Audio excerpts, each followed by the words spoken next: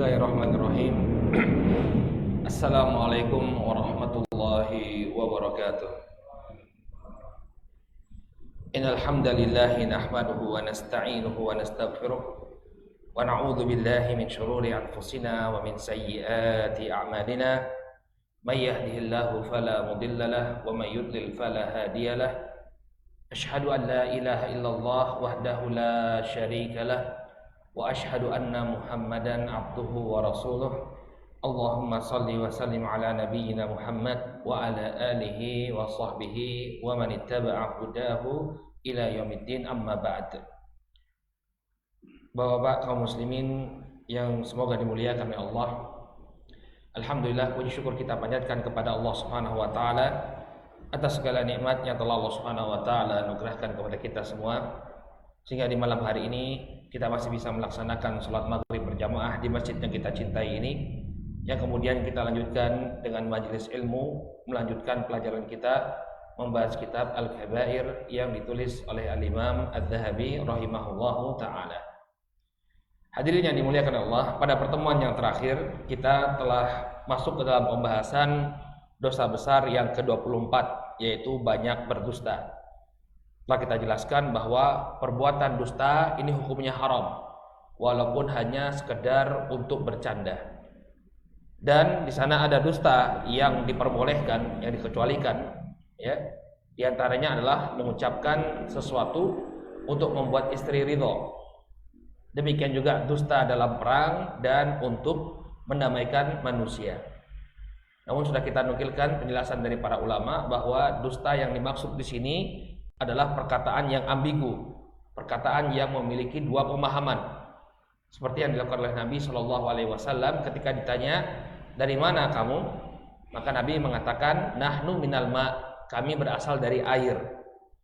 Orang akan mengira bahwa air di sini nama suatu tempat, tapi yang diinginkan oleh Nabi Shallallahu Alaihi Wasallam bahwa manusia berasal dari air yang memancar, yakni air mani. Kemudian juga telah kita jelaskan bahwa perbuatan dusta pasti akan menggiring seseorang pada dosa, dan dosa akan menggiring ke dalam api neraka. Dan juga yang terakhir telah kita bacakan hadis yang menunjukkan bahwa dusta itu merupakan karakter dari kaum munafikin. Baik, sekarang kita akan lanjutkan pembahasan kita sebelum kita masuk ke dalam pembahasan tentang bunuh diri. Hadis selanjutnya yang dibawakan oleh Imam Adz-Dzahabi rahimahullah taala dalam bab banyak berdusta ini adalah hadis yang diriwayatkan dari Samurah bin Jundub radhiyallahu taala anhu.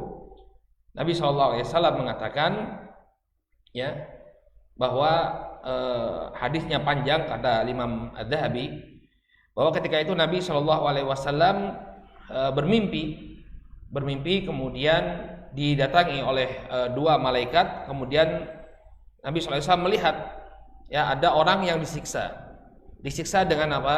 Dengan ditarik, ya, dengan dirobek dari ujung mulutnya sampai ke tengkuknya, kemudian dari kerongkongan sampai ke tengkuknya, dari mata sampai ke tengkuknya. Kemudian dijelaskan kepada beliau alaihi salatu wassalam, wa ammar rajulul ladzi ataita alaihi yusharsharu sidquhu ila qafah wa min kharhu ila qafah wa ainuhu ila qafah fa innahu ar-rajulu yaghdu min baitihi fayakdzibul kadzibah tablugul afaq. Ya. Kata malaikat tersebut kepada Nabi sallallahu alaihi wasallam, adapun laki-laki yang engkau lihat, ya, yang dibelah ujung mulutnya sampai tengkuknya, kemudian dari tenggorokannya sampai tengkuknya, kemudian dari matanya, kedua matanya sampai tengkuknya, maka dia adalah seseorang yaghdu min baitihi, yang dia keluar dari rumahnya, fayakdzibul kadzbah, kemudian dia berdusta dengan sebuah kedustaan, tablugul afaq, yang kemudian kedustaannya itu menyebar ke seluruh ufuk, menyebar kemana-mana. Ini adalah balasan bagi orang yang berdusta. Ketika kedustaannya itu menyebar di tengah-tengah manusia, maka inilah hukumannya. Ya, para ulama menjelaskan bahwa al-jaza'u min jinsil amal. Balasan itu sesuai dengan amalan. Ketika seseorang dia berdusta, ya, yang berdusta itu apa? Mata dan mulutnya. Matanya tidak melihat hal tersebut, tapi seolah-olah dia melihat, maka dihukum matanya tadi. Ya, demikian juga lisannya. Ya, dia mengucapkan sesuatu yang tidak sesuai dengan kenyataan. Makanya al-jaza'u min jinsil amal. Ya, dua anggota tubuh ini kemudian dirobek oleh dihukum dengan dirobek. Nah, kemudian dari hadis ini juga, ma'asyiral muslimin yang dimuliakan oleh Allah Subhanahu wa taala, ini menunjukkan hendaknya kita berhati-hati dari menyebarkan berita. Ya, para ulama menjelaskan ini zaman dahulu orang keluar dari rumahnya untuk menyebarkan kedustaan. Sekarang orang nggak perlu keluar dari rumahnya untuk menyebar kedustaan. Cukup dengan memencet tombol share, langsung menyebar kedustaan tersebut. Atau dia posting, dia forward di grup-grup WhatsApp. Maka hati-hati kita. Ya, sebelum menyebarkan suatu berita, cek terlebih dahulu. Ya, sekarang mudah sekali orang membuat kedustaan, ya, mengarang cerita kemudian disebarkan sehingga menimbulkan keresahan di tengah-tengah masyarakat. Maka hati-hati. Ya, kalau dulu masih sulit orang untuk menyebar kedustaan, dia harus keluar ya dari rumahnya kemudian berkumpul di tempat-tempat berkumpulnya manusia, ke pasar-pasar, dia menyebarkan cerita bohong. Tapi sekarang coba lihat, dengan begitu mudah orang menyebarkan berita dusta. Maka hendaknya kita berhati-hati. Jangan asal share. Ya, tapi cek terlebih dahulu. Kemudian dipertimbangkan. Yang pertama kita cek dulu. Ya. Saring terlebih dahulu, benar atau tidak berita ini. Kalau benar, kita pertimbangkan apa manfaatnya bagi umat. Apakah akan memberikan kebaikan atau akan malah menimbulkan keburukan? Kalau menimbulkan keburukan jangan disebar. Wa ta'awanu 'alal birri wat taqwa wa la ta'awanu 'alal itsmi wal udwan. Tolong menolong itu dalam kebaikan dan ketakwaan, bukan dalam keburukan, dalam perbuatan dosa. Hati-hati. Ya. Hati-hati kita, tidak selektif dalam menyebarkan berita. Maka ini adalah hukuman bagi orang-orang yang menyebarkan kedustaan sampai kemudian menyebarlah kedustaan itu di tengah-tengah manusia. Na'udzubillah. Dan ini dilakukan berkali-kali. Ya, siksaan ini bukan satu kali saja. Begitu nanti, ya, siksaan di neraka itu berulang-ulang. Makanya kalau kemarin ada artis yang mengatakan nggak apa-apa kalau masuk neraka, ya ini orang nggak waras. Neraka itu siksaannya yang paling ringan kalau dia menginjakkan kakinya di api neraka, ubun-ubunnya itu ya terbakar, meleleh. Dan ini siksaan berulang-ulang. Ya, ketika dia dirobek mulutnya, kemudian sembuh lagi, dirobek lagi. Auzubillah. Maka jangan sekali-kali kita sombong, nggak apa-apa gue masuk neraka. Ya, masuk neraka kita tidak akan sanggup untuk berada di dalamnya walaupun itu hanya sedetik saja. Baik. Kemudian hadis selanjutnya. Ya, Nabi SAW mengatakan wa anhu yutba'ul mu'min ala kulli syai' laisal khiyanah wal kadhib. Hadis ini sudah pernah kita bahas. Nabi SAW mengatakan bahwa seorang mukmin itu memiliki banyak karakter. Tapi bukan merupakan karakter mukmin al-khiyanatu wal kadhib. Berkhianat dan dusta ini bukan karakter seorang mukmin. Karena kalau bukan karakter seorang mukmin, karakter siapa Bapak? Karakter kaum munafiqin. Ya, jadi ciri seorang mukmin dia terlepas dari pengkhianatan dan juga dusta. Baik. Qala wa anhu, kemudian hadis selanjutnya, wa anhu sallallahu alaihi wasallam qala, inna fil ma'arid lamanduhatin anil kadhib. Sesungguhnya ya di dalam al-ma'arid, ma'arid ini kalau kita bahasakan ambigu ya, perkataan yang ambigu yang memiliki dua maksud. Lamanduhatun anil kadhib. Ya, dia memiliki makna yang luas daripada dusta. Ada keluasan di dalamnya daripada dusta. Nah, disebutkan oleh para ulama maksud dari ucapan Nabi SAW ya apabila seseorang itu terpaksa berdusta dalam posisi terjepit, mau tidak mau dia harus berdusta, maka hendaknya dia tidak berdusta dengan terang-terangan, tapi mengucapkan kata-kata bermakna ganda. Tadi itu kasusnya Nabi SAW ketika ditanya, kamu dari mana? Kami dari air. Beliau nggak dusta. Ya, maknanya memang ganda. Atau seperti yang dilakukan oleh Nabi Ibrahim alaihissalam ketika penguasa Mesir ketika itu, ya, kalau tahu bahwa Sarah istri beliau itu adalah istri ya dari Nabi Ibrahim, maka nanti akan diambil. Oleh karena itu Nabi Ibrahim mengatakan bahwa Sarah ini adalah saudari saya, saudara perempuan saya. Salah nggak? Nggak salah, saudara perempuan seiman. Saudara perempuan seiman. Maka dalam hadis ini Nabi Shallallahu Alaihi Wasallam ya menyebutkan kalau Anda terpaksa berbohong, gunakanlah kata-kata yang bermakna dua. Ya, atau ini yang sering disebut oleh para ulama sebagai tauriyah. Tauriyah itu yaitu kata-kata yang ambigu, memiliki dua makna. Jadi tidak dusta secara jelas-jelas, tapi apa? Menggunakan kata-kata yang bermakna dua. Baik, kemudian di sini beliau alaihi salatu wasalam, ya, hadis-hadis yang selanjutnya ini menunjukkan hendaknya kita bukan hanya waspada terhadap dusta, tapi waspada terhadap wasilah atau perantara yang bisa mengantarkan kita pada ucapan dusta. Qala wa anhu sallallahu alaihi wasallam qala, ya, kafa bil mar'i ithman an yuhadditsa bi kulli ma sami'. Kata Rasul sallallahu alaihi wasallam, cukuplah seorang itu dianggap berbohong apabila dia menceritakan semua yang dia dengarkan. Kenapa dikatakan dia sebagai pendusta? Karena tidak semua yang dia dengar itu benar. Tidak semua informasi yang kita terima itu sesuai dengan realita, Bapak-bapak. Oleh karena itu, hati-hati. Ini kembali kepada pembahasan kita tadi, hati-hati dalam membagikan suatu berita. Walaupun itu dari media, ya, media nasional atau media yang terpercaya, karena sekarang itu kedustaan mudah dibuat. Ya, bagaimana orang membentuk opini, ya. Jadi kan kinerjanya mereka, kerjanya mereka itu membentuk opini. Orang-orang pers itu membentuk opini. Ya, apa yang menjadi tujuannya ini sangat mempengaruhi apa yang dia sampaikan. Misalnya ada beberapa fakta. Nanti ada beberapa fakta itu yang dia sembunyikan. Dia sampaikan fakta yang mendukung misinya. Ya, dia sampaikan fakta yang mendukung misinya. Kemudian fakta yang tidak mendukung misinya dia singkirkan. Dia singkirkan. Misalnya untuk menyudutkan Islam, ditampilkan yang jelek-jeleknya. Misalnya ada suatu organisasi Islam, tampilkan bahwa ini melakukan ini keburukan-keburukan, padahal dia juga memiliki kebaikan. Maka hati-hati. Ya, kafa bil mar'i itsman an yuhadditsa bi kulli ma sami'. Cukuplah seorang itu dikatakan dia berdusta ketika dia menyampaikan semua apa yang dia dengar. Ya. Kemudian kata Nabi alaihi salatu wasallam, al-mutasyabbi' bima lam yu'ta kalabisi thawbai zur.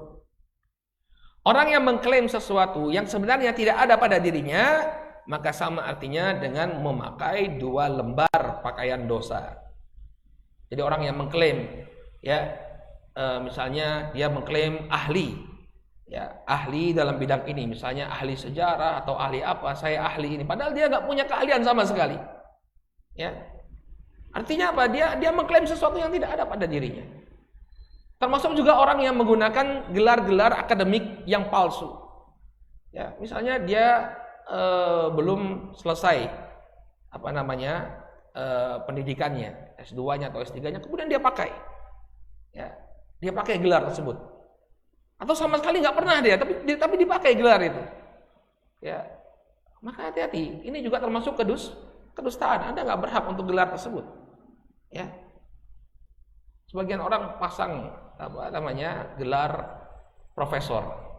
Saya pernah ada lihat orang memiliki koleksi barang-barang kuno, kemudian gelarnya masya Allah panjang sekali, profesor, doktor. Kemudian profesornya ya diberikan oleh satu universitas, nggak tahu kita universitasnya di mana. Padahal profesor itu kan bukan jenjang yang bisa harus ada penelitian, ada tahapnya. Ya. Hati-hati, yang demikian ini termasuk berdusta. Ya, kata Nabi SAW, ya, ka libasi, ya, thawbai zur, dua pakaian kedustaan. Ya, jadi kalau kita misalnya gelarnya tidak punya gelar, ya sudah jangan disampaikan. Itu bukan gelar saya, harus sampaikan. Ya, kadang sebagian orang, ya itu tadi, ya, gelar itu suatu hal yang sangat penting. Padahal kompetensi itu jauh lebih penting daripada gelar. Kemudian kata Nabi SAW, iyyakum wa dhann, fa inna dhanna akdzabul hadits, muttafaqun alaih. Dalam sebuah hadis yang diriwayatkan oleh Imam Al-Bukhari dan Muslim dari Abu Hurairah, Nabi SAW mengatakan, hati-hati kalian dari prasangka. Ya, karena sesungguhnya prasangka itu merupakan ucapan yang paling dusta. Maksudnya di sini prasangka itu adalah wasilah untuk jatuh pada kedustaan. Cek terlebih dahulu benar atau tidak. Jangan hanya menetapkan sebuah vonis hanya dengan prasangka saja. Oh, si fulan ini pencuri, apa buktinya? Jangan asal sembarangan. Ya. Oh, si fulan ini begini, mana buktinya? Jangan hanya dengan prasangka saja. Kemudian yang terakhir, ini tidak kita sampaikan di sini. Ada di sini sebuah hadis. Wa qala sallallahu alaihi wasallam, "Thalathatun la yukallimuhullah." Al-hadits wa fihi malikun kadzab. Ada 3 orang yang tidak diajak berbicara oleh Allah Subhanahu wa taala, di antaranya adalah seorang raja atau seorang pemimpin yang suka berdusta. Ya. Ini juga hukuman orang kalau dia punya kekuasaan, semakin tinggi kekuasaannya, kemudian dia berdusta, maka ini semakin berat dosanya. Ya. Kenapa? Karena kedustaannya ini akan melibatkan orang banyak. Dosa itu kalau melibatkan sedikit orang dibandingkan dengan melibatkan banyak orang, ya lebih besar dosa yang melibatkan banyak orang. Ya, orang yang cuma berdusta kepada temannya saja berbeda jauh dengan seorang penguasa yang dia berdusta di hadapan seluruh rakyatnya. Semakin besar dosa yang dia akan tanggung. Wallahu taala a'lam. Sekarang kita masuk ke dalam bab yang baru, bab yang ke-25, yaitu ya qatilu nafsahu. Orang yang membunuh diri, yang bunuh diri. Kata Imam Az-Zahabi, huwa hiya min a'dhami al-kaba'ir, dan dia termasuk dosa besar yang paling besar. Ya, yakni dosa bunuh diri. Ya, dosa bunuh diri ini termasuk dosa besar yang paling besar. Lalu beliau bawakan beberapa dalil yang menunjukkan tentang dosa bunuh diri. Yang pertama, firman Allah Subhanahu wa taala dalam surat An-Nisa ayat yang ke-29 sampai ayat ke-31.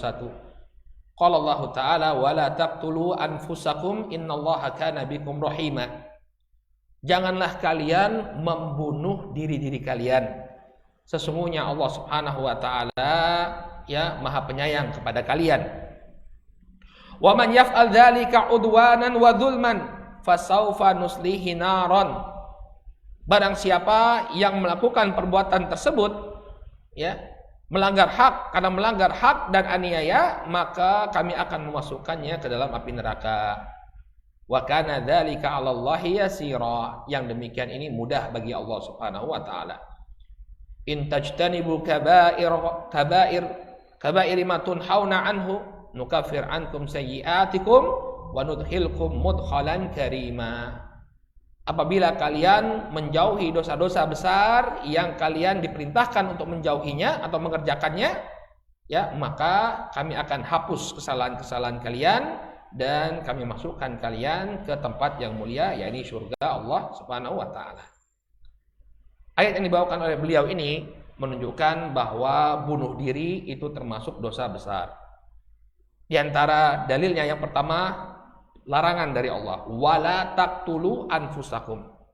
Janganlah kalian membunuh diri-diri kalian. Jelas sekali bahwa bunuh diri itu perbuatan yang diharamkan oleh Allah Subhanahu wa taala. Ya. Kemudian kata Allah, ya, wa may yaf'al dzalika udwanan wa dzulman fasawfa nuslihi naran.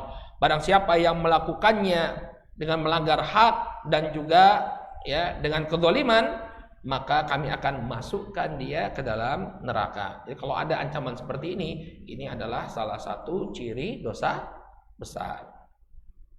Kemudian secara sharih di akhir ayat Allah mengatakan in tajtanibu kaba'ira ma tunhauna anhu. Setelah menyebutkan tentang bunuh diri ini, Allah mengatakan sesungguhnya ya apabila kalian menjauhi dosa besar, termasuk padanya apa? Membunuh diri.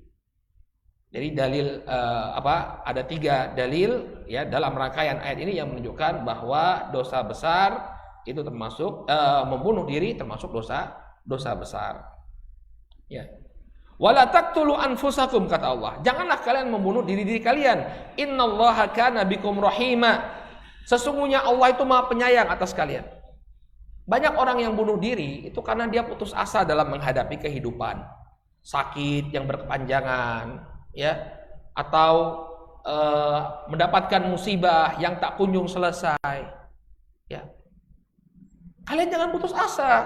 Kalau kita diberikan musibah oleh Allah Subhanahu wa taala, yakinlah bahwa Allah itu Maha Penyayang. Ya. Kadang-kala orang itu lupa bahwa yang namanya musibah itu pasti ada akhirnya. Itulah karena kita jauh dari agama. Karena kita jauh dari agama. Ya. Jadi mudah putus asa. Kalau kita tahu Allah Subhanahu wa taala mengatakan inna ma'al usri yusra wa inna ma'al usri yusra. Ya, setelah kesulitan itu pasti akan ada kemudahan. Diulang lagi oleh Allah. Ya, maka sesungguhnya setelah kesulitan pasti akan ada kemudahan. Makanya sebesar apapun hadirin yang dimuliakan Allah, musibah yang kita alami dalam menjalani kehidupan ini, bersabarlah, yakin bahwa Allah itu Maha Penyayang. Ya, musibah yang kita dapatkan kalau kita menjalaninya dengan penuh kesabaran, ya paling tidak dia akan menjadi apa? Penghapus dosa kita, ya enggak? Kata Rasulullah SAW, walaupun itu sepotong duri, musibahnya hanya sepotong duri yang menancap di kaki kita, ini akan menjadi kafarah, menjadi penghapus dosa kita. Ya. Apalagi nanti kedudukan orang yang bersabar dalam musibah akan ditinggikan oleh Allah Subhanahu wa taala, banyak lagi ya keutamaan orang-orang yang bersabar dalam musibah. Maka jangan sampai musibah yang kita alami sampai membuat kita putus asa lalu bunuh diri. Wala taqtulu anfusakum. Janganlah engkau membunuh, ya, janganlah kalian membunuh diri-diri kalian. Wa qala ta'ala, kemudian Allah Subhanahu wa taala berfirman, walladzina la yad'una ma'allahi ilahan akhar wa la yaqtulun nafsa wa la yaqtuluna an-nafsa allati harramallahu illa bil haqq. Dalam surat Al-Furqan ketika menyebutkan sifat dari ibadur rahman, sifat dari hamba-hamba Allah yang Maha Penyayang, di antara sifat mereka adalah mereka tidak ya menyeru Tuhan yang lain bersama Allah Subhanahu wa taala dan tidak membunuh jiwa yang Allah haramkan ya kecuali dengan hak, dan juga mereka tidak berzina. Barang siapa yang melakukan hal itu semua, maka niscaya dia akan mendapatkan pembalasan atas dosanya. Jadi ciri orang ibadur rahman adalah mereka tidak membunuh jiwa yang Allah haramkan. Salah satu jiwa yang Allah haramkan adalah jiwanya sendiri. Ya. Sehingga tidak boleh bagi seseorang untuk membunuh dirinya. Ya. Kehidupan dan kematian dia itu adalah milik Allah Subhanahu wa taala. Inna salati wa nusuki wa mahyaya wa mamati lillahi rabbil alamin. Ya. Sesungguhnya salatku, ibadahku, hidupku dan matiku hanya milik Allah. Sehingga bukan dia yang memiliki, sehingga dia berkewenangan untuk mencabut nyawanya sendiri. Baik. Kemudian selanjutnya hadis Nabi sallallahu alaihi wasallam an Jundub bin Abdullah an Nabi sallallahu alaihi wasallam qaal kana mimman kana qablakum rajulun bihi jurhun. Dahulu ada ya di masa sebelum kalian ada seorang laki-laki yang terluka. Fajazi'a fa akhadha sikinan fahazza biha yadah. Kemudian dia putus asa. Ya, dia putus asa atas lukanya tersebut. Ya, enggak tahan dia menahan sakit. Fa akhadha sikinan. Kemudian orang ini mengambil sebilah pisau, fahazza biha yadah. Kemudian dia menyayat tangannya. Ya, itu urat nadinya yang dia sayat. Fama raqa adam hatta mat. Kemudian mengalirlah darah sampai kemudian dia meninggal dunia, bunuh diri karena tidak tahan terhadap luka yang dia derita. Qala Allah Ta'ala, kemudian Allah berfirman kepada hamba tersebut, badarani abdi binafsihi haramtu alaihil jannah. Hambaku telah mendahului aku. Maksudnya di sini kata para ulama artinya dia terburu-buru ingin mati. Ya, dia membunuh dirinya. Ya, tidak bersabar atas musibah yang dia dapatkan. Ya, orang kalau terluka, kalau memang Allah takdirkan mati, dia akan mati. Kenapa kemudian dipercepat dengan bunuh diri? Maka apa akibat orang yang bunuh diri? Kata Allah Subhanahu wa taala, haramtu alaihil jannah. Aku haramkan baginya surga. Para ulama menjelaskan bahwa makna haramtu alaihil jannah, aku haramkan baginya surga, bukan berarti dia kekal abadi di dalam neraka selama-lamanya. Ya. Karena ada dalil lain yang menyebutkan innallaha la yaghfiru ay yushraka bihi wa yaghfiru ma duna dzalika liman yasha. Sesungguhnya Allah tidak akan mengampuni dosa syirik dan mengampuni yang lebih ringan daripada itu bagi siapa yang Allah kehendaki. Demikian juga dalil tentang dilemparkannya orang yang berdosa dari kalangan orang-orang yang beriman. Jadi dia akan disiksa dalam api neraka sampai kemudian menghitam seperti arang. Lalu kemudian dia dimasukkan, dicelupkan dalam Nahrul Haya, ya, sungai kehidupan. Kemudian dia hidup kembali dan dimasukkan ke dalam surga. Jadi orang yang beriman, walaupun dia harus dimasukkan ke dalam api neraka terlebih dahulu, pada akhirnya dia akan masuk surga. Sehingga bagaimana kita memahami dalil-dalil yang menunjukkan, ya, orang yang disiksa di api neraka atau diharamkan oleh Allah Subhanahu Wa Taala, ya, dari surga selain perbuatan syirik, maka kita artikan dengan apa? Dia disiksa dengan siksaan yang demikian lama, sampai seakan-akan dia diharamkan dari surga. Nah, termasuk dosa bunuh diri. Orang yang bunuh diri akan disiksa dalam neraka dengan siksaan yang demikian lama, sampai seakan-akan dia diharamkan oleh Allah Subhanahu Wa Taala untuk masuk ke dalam surga. Na'udzubillah. Kemudian kata Nabi Shallallahu Alaihi Wasallam, hadis selanjutnya, ya. Wa an Abi Hurairah radhiyallahu taala anhu. Dari Abu Hurairah radhiyallahu anhu, Nabi sallallahu alaihi wasallam mengatakan, "Man qatala nafsahu bihadidatin, fahadidatuhu fi yadihi yatawajja'u biha fi batnihi finnar." Nah, fi nari jahannam khalidan mukhallidan fiha abadan. Qala wa man qatala nafsahu bisummin, ya, fasummuhu fi yadihi yatahassahu fi nari jahannam khalidan mukhalladan fiha abadan. Barang siapa yang membunuh dirinya dengan sepotong besi, maka potongan besi tersebut akan berada di tangannya, lalu dia tikamkan ke dalam perutnya, ya. Ketika itu dia berada di neraka jahannam, kekal abadi di dalamnya selama-lamanya. Dan barang siapa yang bunuh diri dengan meminum racun, maka racunnya itu akan selalu berada di tangannya, kemudian dia minum racun tersebut di dalam neraka jahanam, kekal abadi di dalamnya. Kemudian kelanjutan hadis ini, wa man taradda min jabalin faqatala nafsahu fahuwa yataradda fi nari jahannam khalidan mukhallidan fiha abadan. Ya, barang siapa yang menjatuhkan dirinya dari tempat yang tinggi untuk membunuh dirinya, ya, maka dia pun akan dijatuhkan di tempat yang tinggi dalam neraka jahanam, kekal abadi di dalamnya. Kata para ulama bahwa, ya, ini sama dengan yang kita sebutkan tadi, al jaza'u min jinsil amal. Bahwa balasan itu sesuai dengan amalan. Ketika dia melakukan di dunia, dosa yang dia lakukan di dunia adalah bunuh diri, maka nanti di akhirat dia akan disiksa sebagaimana cara dia membunuh dirinya. Kalau dia bunuh diri dengan cara menikamkan pisau, ya, ke tubuhnya, maka seperti itulah dia akan disiksa. Nanti di akhirat dia akan diberikan pisau di tangannya, lalu dia tikamkan sendiri pisau tersebut. Kemudian, ya, sembuh lukanya, diulang lagi. Kemudian sembuh lukanya, ulang lagi, terus menerus, ya, di neraka jahanam khalidan mukhalladan fiha, terus menerus kekal dia melakukannya. Sudah kita sebutkan bahwa kekal di sini menunjukkan waktu yang sangat lama kalau dia termasuk orang yang beriman, ya. Adapun kalau dia kafir, kan banyak orang-orang kafir yang bunuh diri, ya. Kadang-kadang orang yang kalau kita lihat keadaan dunianya itu luar biasa, punya segala-galanya. Artis-artis, ya, di barat itu apa yang tidak mereka miliki? Ya, rumah mewah, mobil mewah, kekayaan, ya, semuanya mereka miliki, tapi itu tidak membuat ketenangan pada diri mereka. Bunuh diri.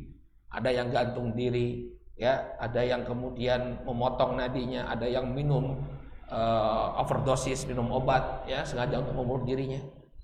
Ya, maka kalau dia kafir, seorang yang kafir bunuh diri, maka inilah hukuman, ya, yang terus menerus akan dia dapatkan. Ya. Beda dengan seorang mukmin. Orang mukmin suatu ketika hukumannya akan berakhir. Kemudian kata beliau di sini, wa fil hadits sahih, ya. Nah, alladzi alamathu al-jarrah fastajala al-maut faqatala nafsahu ya bidzubabi sayfihi faqala Nabi sallallahu alaihi wasallam huwa min ahli nar. Dalam sebuah hadis yang sahih, ada seseorang yang terkena luka, kemudian dia terburu-buru menghendaki kematian, maka dia membunuh dirinya dengan pedangnya, maka Nabi SAW mengatakan huwa min ahli nar, dia termasuk penduduk neraka. Ini kalau dalam kitab Al-Imam Adz-Dzahabi hanya membawakan riwayatnya secara ringkas. Tapi riwayatnya secara lengkap ya dalam hadis yang diriwayatkan dari Abu Sa'id Al-Khudri dalam Sahih Al-Bukhari bahwa ini kejadiannya dalam jihad fisabilillah. Ya. Kita baca saja hadisnya, wa fi ashabi Rasul sallallahu alaihi wasallam rajulun la yada'u lahum syadzatan wala fadzatan illa taba'aha yadribuha bisayfi. Ya. Di antara ya sahabat Rasul sallallahu alaihi wasallam ada yang dia ya mengikuti perang bersama Nabi, tidak pernah dia meninggalkan perang bersama Nabi sallallahu alaihi wasallam. Faqala ma ajza'a minnal yauma ahadun kama ajza'a fulan. Ya, kemudian ada orang yang mengatakan, ya hari ini tidak ada yang mendapatkan pahala seperti pahalanya si fulan. Karena dia apa? Berperang dengan penuh gagah berani, kemudian dia terbunuh di medan pertempuran. Ya, artinya apa? Dia mati syahid di medan pertempuran. Tapi apa tanggapan Nabi sallallahu alaihi wasallam? Nabi malah mengatakan, ya, faqala Rasul sallallahu alaihi wasallam, "Ama innahu min ahli nar." Orang ini termasuk penghuni neraka, kata Nabi alaihi salatu wasallam. Padahal mata-mata manusia melihat bahwa dia telah berjuang di jalan Allah sampai mati terbunuh di medan pertempuran. Nah, ini kata para ulama dalil bagi kita tidak boleh menggelari seseorang dengan gelaran syahid. Syahid fulan, karena kita nggak tahu apa yang ada di balik itu. Sehingga apa yang kita katakan, insya Allah syahid. Ya, kita berharap agar Allah memberikan syahid pada orang tersebut. Nggak boleh memastikan. Nah, ini para sahabat mengatakan, masya Allah, pahalanya luar biasa, nggak ada yang menandinginya. Ternyata Nabi malah menghukumi dia sebagai penduduk neraka. Dan telah berlalu pada pembahasan mencuri ghanimah. Ada orang yang juga dipuji-puji oleh para sahabat. Wah, si fulan ini di surga sekarang. Ya, enggak, kata Nabi, dia mencuri. Ya, dia berjihad tapi juga mencuri ghanimah. Enggak jadi masuk surga, terhalang masuk surga. Sama dengan orang ini, makanya enggak boleh kita menggelari seseorang dengan syahid. Insya Allah syahid enggak apa-apa. Ya. Faqala rajulun minal qaum ana sahibuhu. Kemudian ada seseorang yang menjadi saksi mata. Kenapa kok Nabi mengatakan bahwa dia penghuni api neraka? Ya, saya menemani dia, saya bersamanya. Fa kharaja ma'ahu kullama waqaf. Ya, waqafa ma'ahu. Wa idza asra ma'ahu. Ya. Orang ini kalau si fulan ini berhenti dari perang, dia bersama dia menyertainya. Kalau dia menyerang, juga dia bersama si fulan. Dia selalu bersama. Faqala fajuriha ar-rajulu jurhan syadidan. Si fulan ini tertimpa luka yang demikian parah. Fastajalal maut. Kemudian dia terburu-buru ya ingin mendapatkan kematian. Fa wada'a nasla sayfihi bil ard wa dhubabahu baina ya sadyaihi thumma tahammala ala sayfihi faqatala nafsah. Ternyata dia meletakkan ya pedangnya di tanah, gagangnya itu di tanah, sedangkan ujungnya ke atas, kemudian dia pun meletakkan di dadanya lalu dia membunuh dirinya. Ternyata si fulan mati bukan karena tikaman pedang musuh, tapi karena apa? Bunuh diri.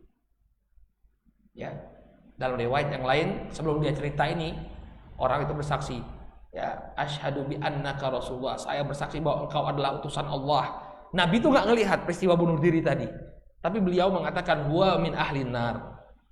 Dia adalah penghuni neraka. Ternyata apa yang terjadi di balik itu bunuh diri. Nabi nggak ngelihat, tapi Nabi tahu bahwa orang ini bunuh diri. Ya. Hadirin yang dimuliakan oleh Allah, kita lihat ini seorang mujahid, orang yang berjihad di jalan Allah Subhanahu wa taala masuk neraka karena dia apa? Bunuh diri. Ya. Makanya tidak tepat ya para ulama mengkritik aksi sebagian orang yang melakukan jihad dengan bom bunuh diri. Bawa bom kemudian datang ke tengah-tengah masyarakat ya, orang-orang Yahudi, kemudian dia tarik picu buar meledak. Ini bukan aksi jihad kata para ulama. Ya, kenapa? Karena dia bunuh diri. Karena dia bunuh diri. Sebagian orang ada dalilnya katanya. Dulu sebagian sahabat ada yang dilemparkan di medan pertempuran, kemudian bertempur habis-habisan, kemudian baru meninggal dunia. Ini jauh berbeda dengan bunuh diri. Bunuh diri itu sudah tahu bahwa dia akan mati, dia akan membunuh dirinya. Berbeda dengan para sahabat, ya. Masih ada kemungkinan 50-50. Dia menang atau dia tidak, dia mati atau dia tidak mati. Tapi kalau bunuh diri pasti mati. Ya, sehingga kata para ulama tidak tepat kemudian menyamakan aksi sebagian para sahabat yang menyerbu ke bala tentara musuh kemudian meninggal dunia dengan aksi bunuh diri. Ya. Kemudian dari yang terakhir dari Nabi alaihi salatu wasalam, ya, an Yahya ibn Abi Katsir, an Yahya bin Abi Bukair, an Abi Kilabah, an Thabit bin Dhahak, an Nabi sallallahu alaihi wasallam qala, dari Yahya bin Abi Bukair, dari Abu Kilabah, dari Thabit bin Dhahak, dari Nabi sallallahu alaihi wasallam, beliau mengatakan, qala, ya, la'nul mu'min ka qatlih. Melaknat seorang mukmin ini seperti membunuhnya. Ini juga menunjukkan bahwa melaknat seorang mukmin ini dosa besar. Hukumannya sama dengan, ya, membunuh seorang mukmin. Maka hati-hati kita melaknat saudara kita sesama mukmin. Ya. Qala wa man qadhafa mu'minan bi kufrin fahuwa ka qatilihi. Kemudian barang siapa yang menuduh seorang mukmin dengan kekufuran, maka seakan-akan dia telah membunuhnya. Ya, ini juga hadis menunjukkan bahaya menuduh seorang mukmin dengan kekufuran. Si fulan kafir tanpa ada bukti yang jelas. Hati-hati. Ya, ada sebagian orang yang suka mengkafir-kafirkan saudaranya. Oh, si fulan ini bukan muslim, kafir. Hati-hati. Kalau dia tidak, ya, tidak bisa menunjukkan bukti, artinya dia hanya sekedar tuduhan saja, maka kekufuran itu akan kembali kepada dirinya. Naudzubillah. Hati-hati menuduh seorang mukmin dengan kekufuran. Ya, bahkan dosanya di sini man kadzafa mu'minan bi kufrin fahuwa ka qatilih. Barang siapa yang menuduh seorang mukmin, ya, dengan vonis kafir, maka seakan-akan dia telah membunuhnya. Qala wa man qatala nafsahu bi syai'in adzabahu Allahu bihi yaumal qiyamah. Ya. Barang siapa yang membunuh jiwanya, membunuh dirinya sendiri, maka dia akan disiksa di akhirat nanti dengan sesuatu yang dipergunakan, ya, untuk bunuh diri pada hari kiamat nanti. Ini sama dengan hadis yang sebelumnya, bahwa seseorang yang bunuh diri nanti siksaan yang diberikan oleh Allah Subhanahu wa taala kepada dirinya adalah sama dengan apa yang dia pergunakan untuk bunuh diri. Yang bunuh diri dengan pisau, maka akan ditikamkan pisau tersebut kepada dirinya secara berulang terus-menerus. Nah, siapa yang minum racun, maka dia akan minum racun, kemudian dia akan tersiksa dengan racun tersebut, lalu dihidupkan kembali, minum lagi. Ya. Orang yang jatuh bunuh dirinya dengan apa? Dengan menjatuhkan diri dari tempat yang tinggi sama. Dia akan dinaikkan ke tempat yang tinggi kemudian dijatuhkan kembali. Kalau bunuh dirinya pakai pistol gimana? Sama saja, ya. Ditembak, kemudian hidup lagi, tembak lagi, tembak lagi. Ya, naudzubillahi min dzalik. Baik. Ini apa yang bisa kita sampaikan pada pertemuan kali ini. Kita ingatkan kembali bagi kaum muslimin, kalau kita ditimpa suatu musibah apapun itu bentuknya, maka jangan pernah putus dari rahmat Allah. Jangan pernah terpikir untuk bunuh diri. Ya. Dan jangan menganggap bahwa bunuh diri itu suatu hal yang hebat. Ya, seperti orang-orang Jepang. Apa namanya itu? Harakiri. Ya, harakiri. Itu Anda lari dari kenyataan, nggak mau menerima kekalahan. Ya. Itu bukan satu hal yang hebat. Bukan satu hal yang hebat. Lari dari kenyataan itu bukan satu hal yang hebat. Nah, oleh karena itu seorang mukmin senantiasa dia bersandar kepada Allah Subhanahu wa taala dalam menghadapi segala musibah. Wallahu taala alam. Baik, kita cukupkan dulu sampai di sini. Insyaallah di pekan depan kita masuk kepada pembahasan selanjutnya, dosa besar yang ke-26, al-qadisu, ya. Seorang hakim yang korup. Nah, ini hakim yang korup. Apa hukuman yang diterima oleh seorang hakim yang korup? Insyaallah ini akan jadi pembahasan kita pada pertemuan yang akan datang bismillah taala. Naktafi bihadzal qadar, kita cukupkan dulu sampai di sini pembahasan kita di kesempatan malam hari ini, mudah-mudahan bermanfaat. Subhanakallahumma wa bihamdika asyhadu an la ilaha illa anta astaghfiruka wa atubu ilaik. Assalamualaikum warahmatullahi wabarakatuh.